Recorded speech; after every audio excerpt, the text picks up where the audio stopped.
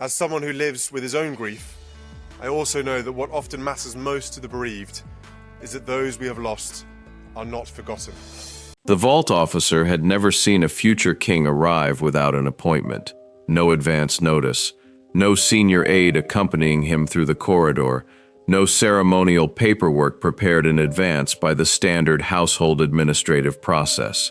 Just Prince William standing at the entrance to the royal vault at Windsor Castle on a Tuesday morning with a single document in his hand and an expression that told everyone present exactly what kind of visit this was going to be.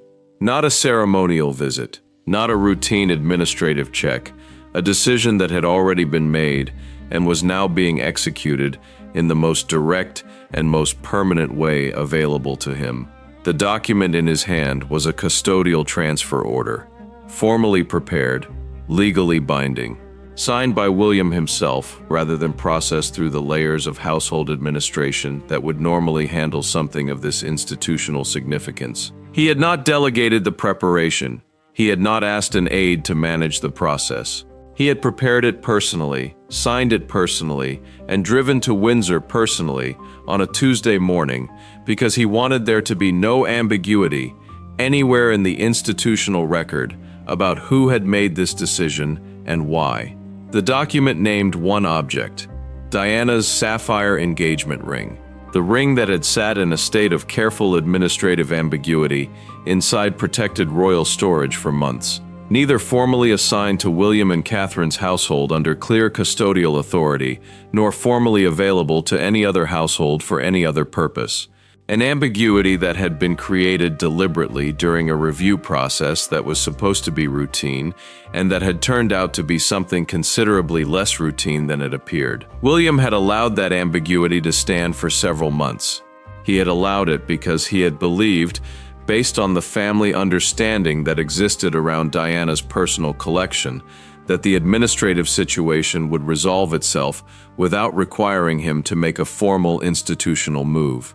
He had believed that the understanding his family had reached about how Diana's possessions would be handled was clear enough and documented enough through the standard household briefing process that no one would attempt to use the administrative ambiguity for a purpose it was not intended to serve.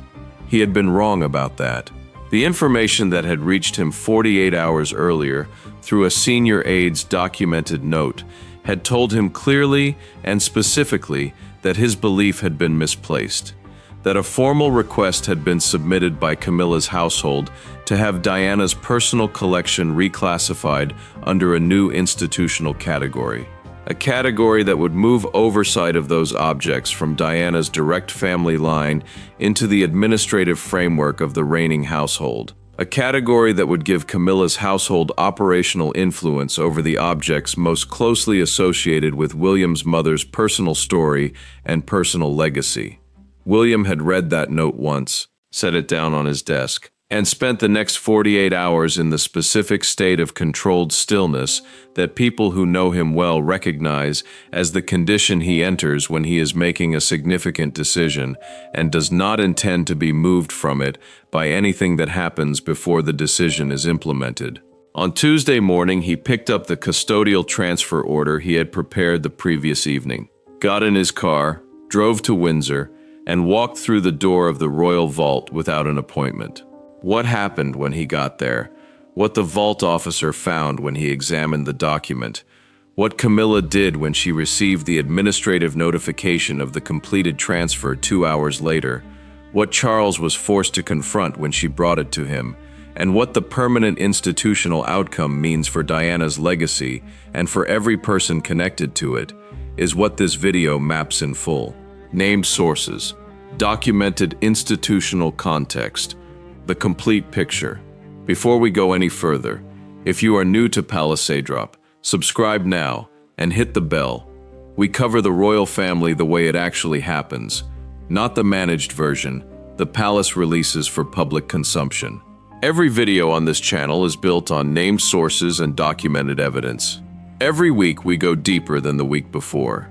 Stay with us because what William did at that vault and why he did it tells you more about the future of this monarchy than anything the palace has officially communicated this year. To understand why William's arrival at that vault without an appointment carried the specific institutional weight it did, you need to understand two things simultaneously. What Diana's sapphire ring actually represents inside this family, beyond its public symbolism, and what the reclassification request that triggered his decision actually meant in practical operational terms. Start with the ring. The public story of Diana's sapphire engagement ring is one of the most documented object histories in modern royal life. Charles gave it to Diana in 1981 as part of their engagement announcement. It was chosen from a Garrard catalog rather than commissioned privately, which was itself a small but noted departure from how senior royal engagement rings were typically sourced.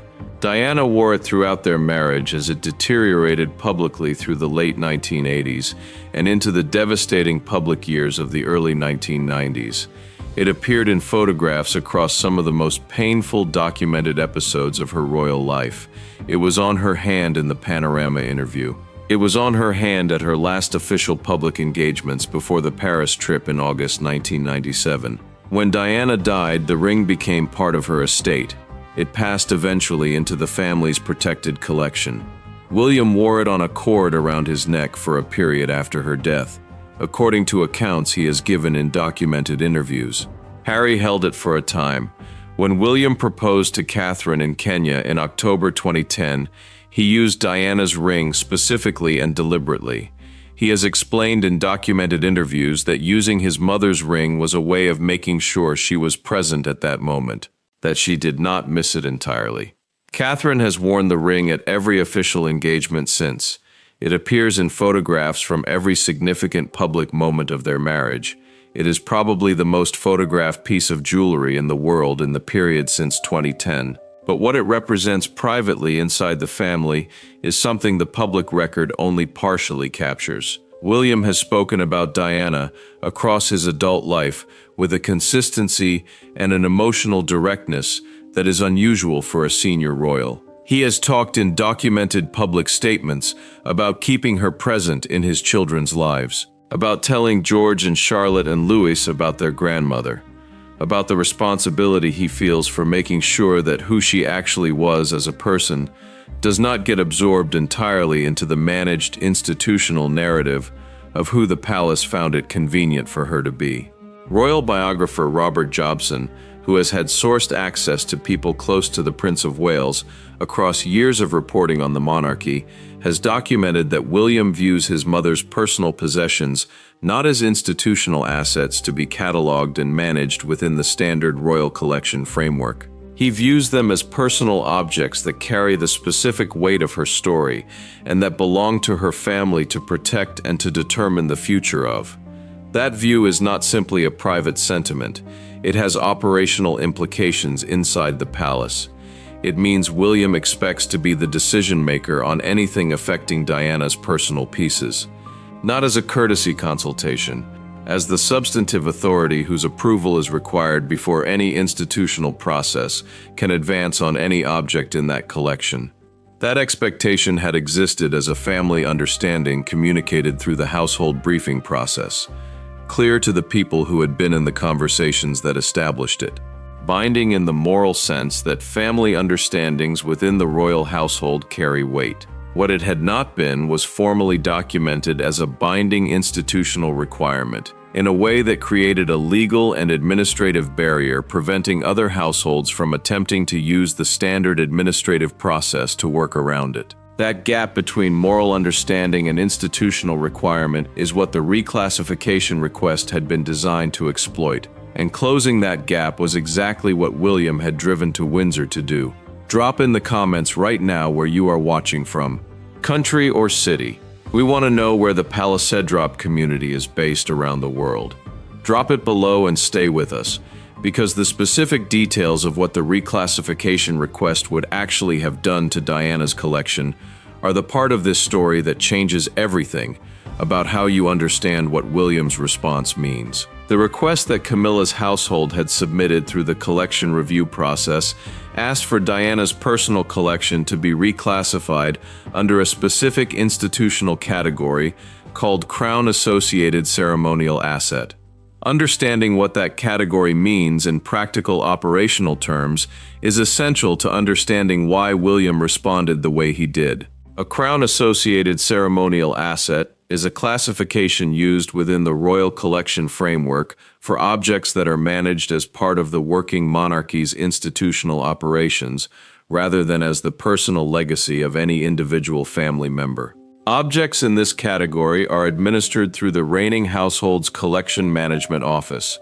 Decisions about their display, their use at official occasions, their loan to external institutions for exhibition purposes, and their future allocation within the family are made through that office's standard administrative process. The people who make those decisions are accountable to the reigning household. In 2026, the reigning household is King Charles's household. The Queen Consort's household operates in close alignment with the King's household and has significant operational influence over its administrative processes.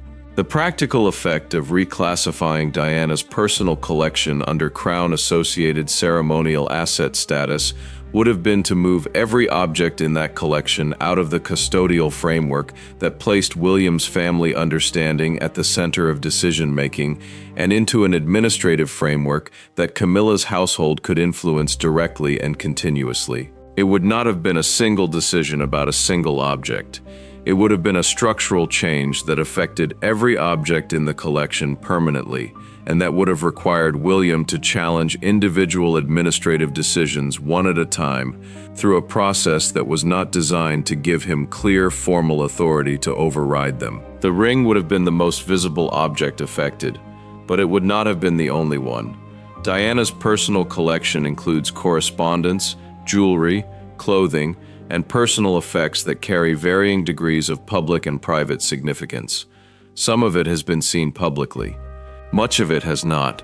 All of it carries the specific weight of her personal story in ways that make the question of who controls its institutional future a question of genuine significance to the people who loved her and to the public that has never stopped grieving her. William had understood the full implications of the request within hours of receiving the aide's note. He had spent the 48 hours that followed not processing shock or managing emotion, but preparing a response that would address the structural problem rather than simply the immediate incident.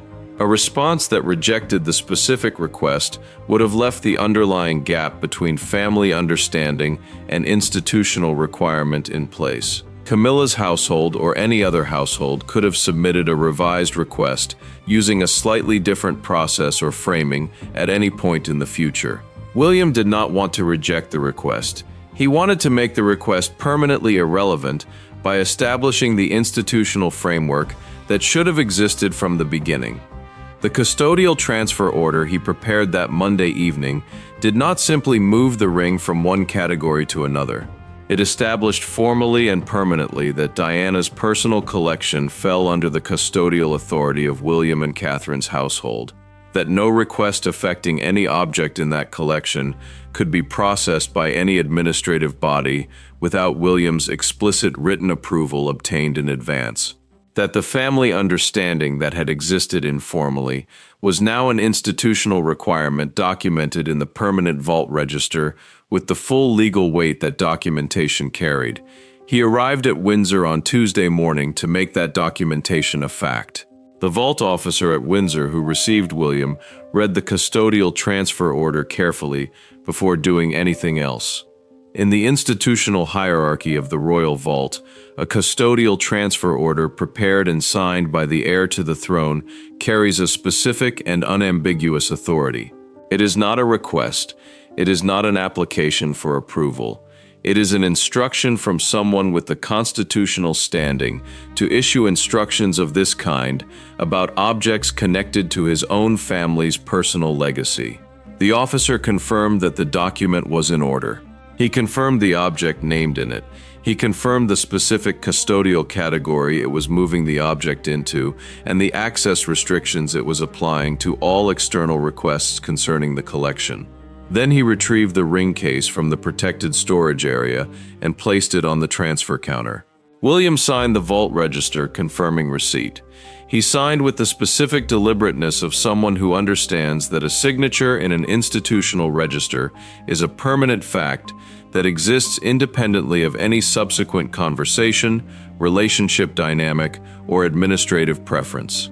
He held the case for a moment after the signature was complete. Sources familiar with the account of the vault officer who was present describe William as standing completely still with the case in his hands for perhaps 20 seconds, not opening it, not examining the ring, simply holding it with the quality of stillness that the people who know him well associate with the moments when he is carrying something that is simultaneously an institutional responsibility and a deeply personal one.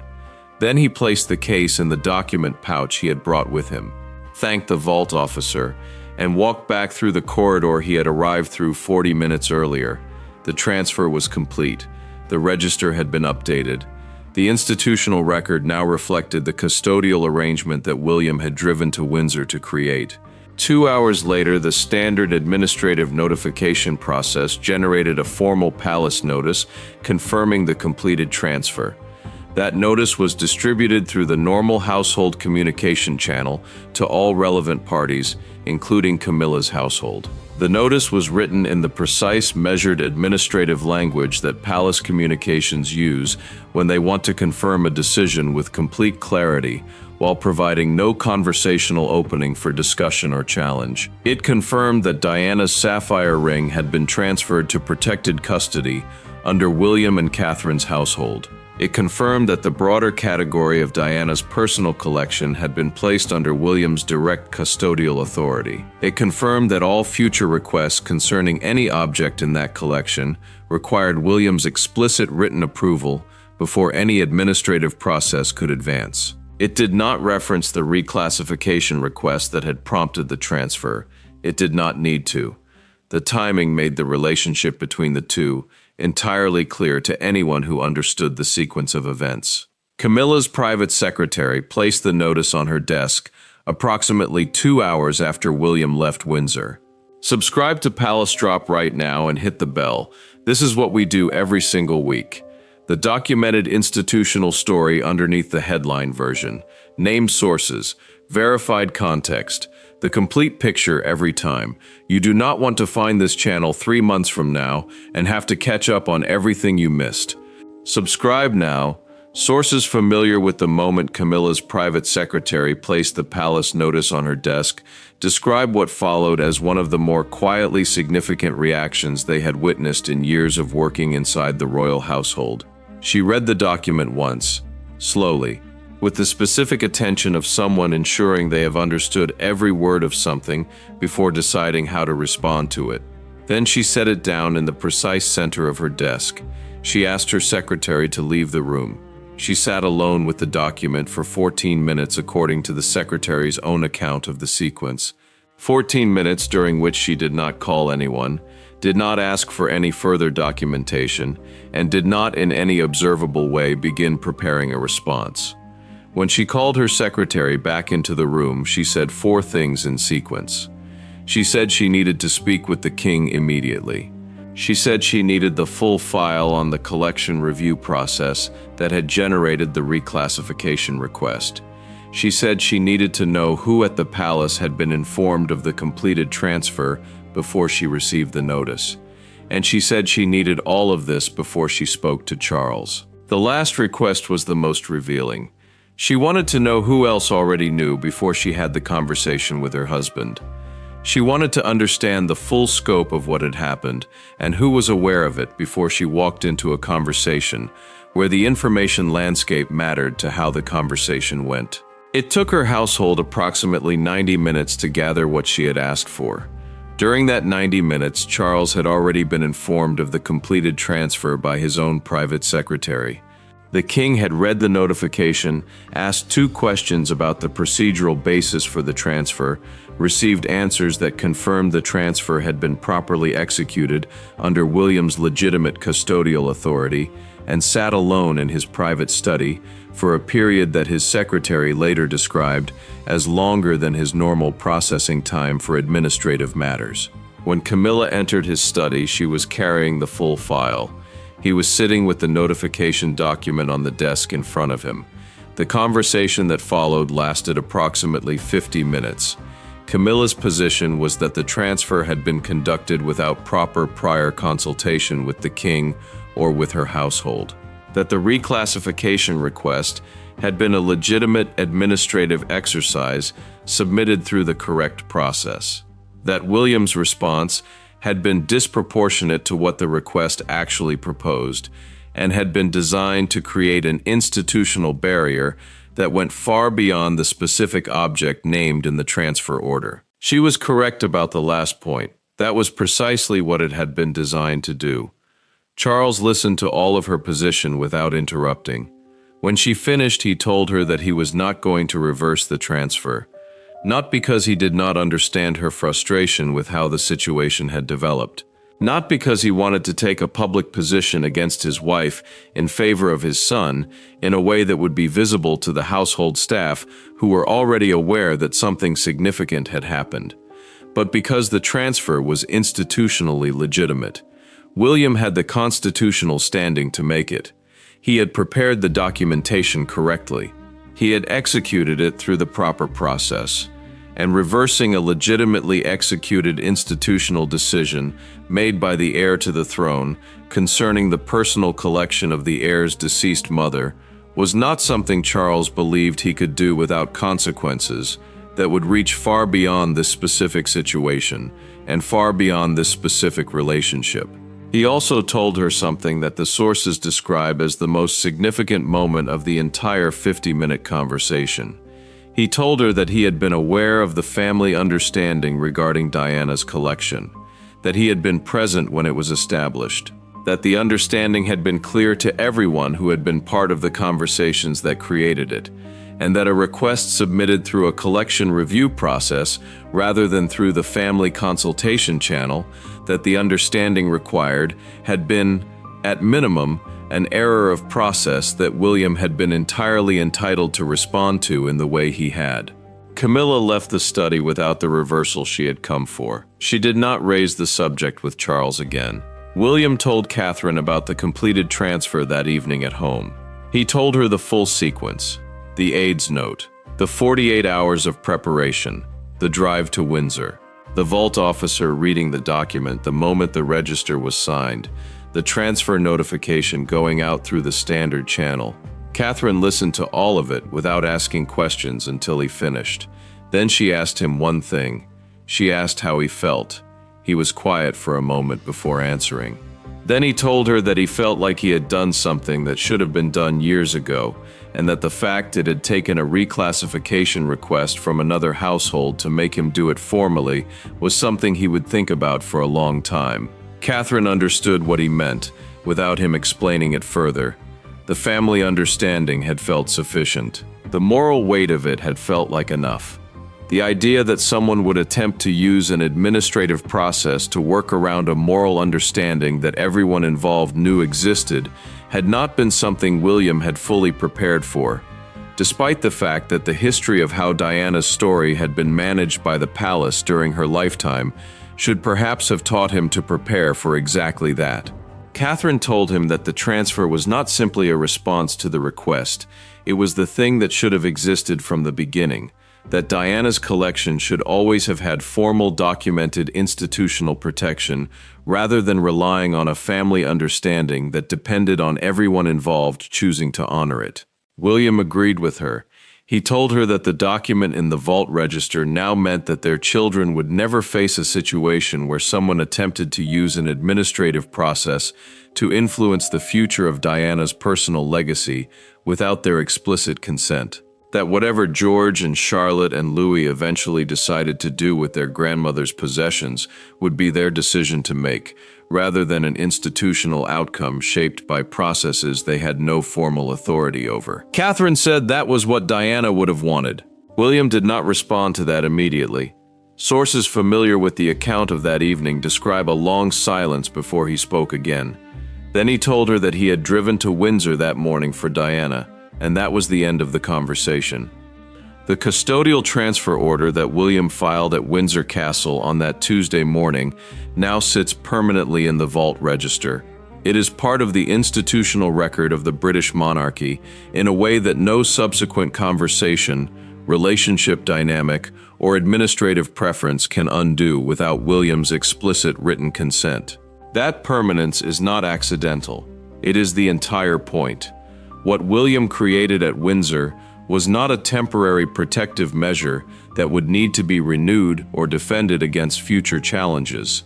It was an institutional fact, a documented legal reality that places Diana's personal collection under his custodial authority in a form that the palace's own administrative machinery must respect, regardless of who is occupying which household position at any given moment. For Camilla, the consequence of the transfer extends beyond the specific reclassification request that prompted it, and beyond the specific conversation she had with Charles in the aftermath.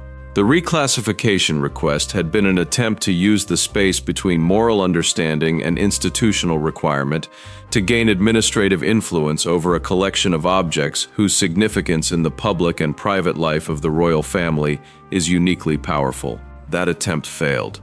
And it failed in a way that permanently closed the space it had been attempting to exploit. Future requests of any kind concerning Diana's personal collection must now be submitted directly to William's household for his explicit written approval.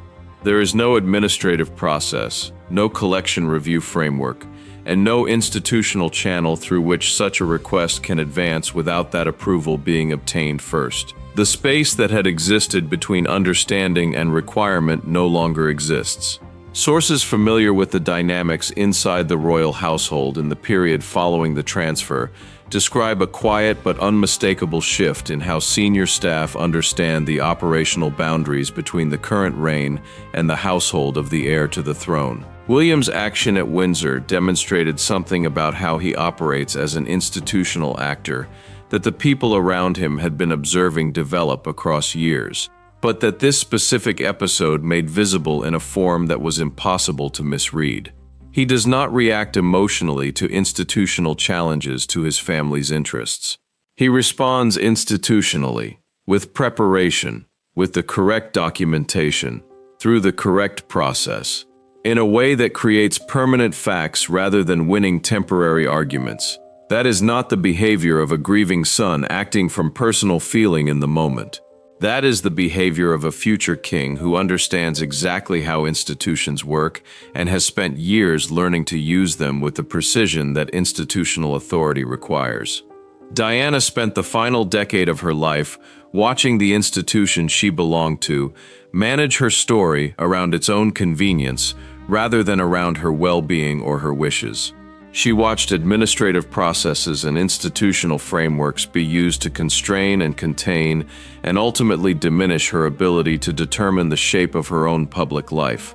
Her son walked into a vault on a Tuesday morning and made sure that at least one part of her story could never be managed that way again. Not while he is alive. Not while he holds the authority he holds. Not ever. What William did at Windsor goes beyond Diana's ring, and beyond Camilla's specific request, and beyond the immediate institutional outcome of one custodial transfer order filed in one vault register on one Tuesday morning. It is a data point in a pattern that this channel has been documenting across multiple videos, and that is becoming visible enough in the public record to map with specificity. William is not simply preparing to be king in the ceremonial sense of the phrase. He is actively shaping the institution he will inherit before he inherits it.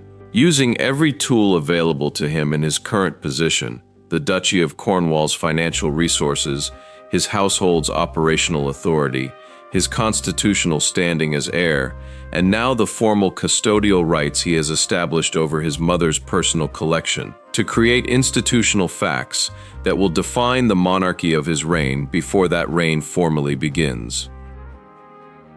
The Duchy decisions we have documented on this channel, the Tom Parker Bowles counter-proposal, the household schedule confrontation, the state banquet directive, the patronage redistribution, and now the vault transfer, Each of these is individually explicable as a specific response to a specific situation. Together, they describe something more deliberate and more comprehensive than a series of individual responses. They describe a future king who has a clear vision of the institution he is inheriting and who is using every legitimate tool available to him right now to begin building it into the shape that vision requires. Diana is central to that vision in a way that goes beyond personal grief. William has spoken in documented public statements about his mother's approach to royal life, about her willingness to engage with people and causes that the palace found uncomfortable, about the emotional directness she brought to a role that the institution had traditionally managed through formality and distance, about the qualities in her that made the public love her in ways that outlasted her death by nearly 30 years and that show no sign of diminishing.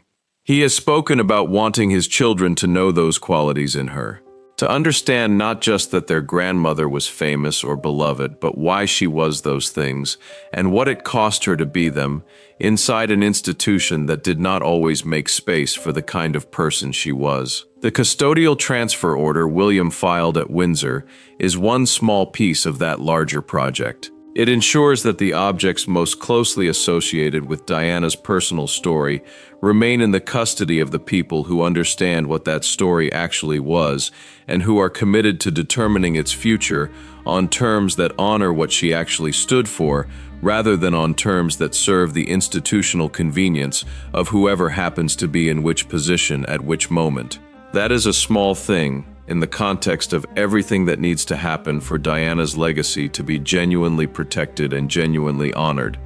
But it is a permanent thing, and in institutions that operate across generations, permanent things matter in ways that temporary victories never quite can. The vault officer at Windsor filed the completed transfer documentation in the permanent register on a Tuesday morning, and a chapter in the story of Diana's personal legacy was quietly closed. Not with ceremony, not with announcement, not with the kind of public moment that the story of that ring has generated at almost every other stage of its documented history.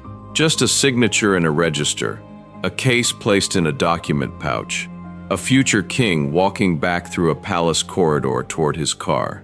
And somewhere in the permanent institutional record of the British monarchy, a document that says something simple and irreversible. Diana's collection belongs to her family. Her son made sure of it. Camilla did not get the reversal she asked for. Charles did not override the transfer. And William went home that evening and had dinner with his wife and his children, in the ordinary way that people who have done something significant and do not need anyone to acknowledge it, go home and have dinner. Diana spent years watching the institution she belonged to manage her story around its own convenience. Her son just ensured that the most personal objects connected to that story could never be managed that way again. Not by anyone. Not ever. Subscribe to Palace Drop and hit the bell. Every week we go deeper on the stories the palace does not want mapped. The palace has a version of every story. This is the other one. The story does not end here. It never ends here. Because inside that palace there are always more doors, more documents, more decisions being made in rooms the public never sees. Palace Drop will be at every one of them. Subscribe now, and make sure you are here when the next door opens.